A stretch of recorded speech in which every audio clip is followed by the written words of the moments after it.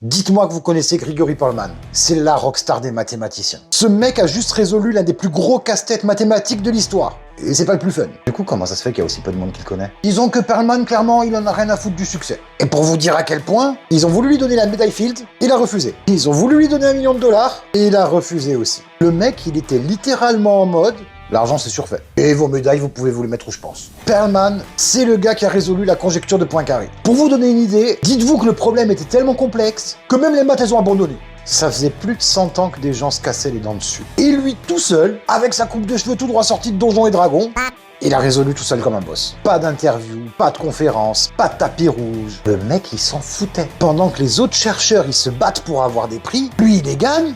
Et en plus, il refuse tout. Même le prix Clay Millennium. C'est le genre de prix que tu gagnes, que tu peux passer 3000 ans à jouer à FIFA, tu n'as plus jamais besoin de rien. Et vous savez où c'est qu'il est badass? C'est quand ils ont voulu lui remettre ce prix. Il a dit, je sais que j'ai prouvé la chose, pourquoi aurais-je besoin de reconnaissance?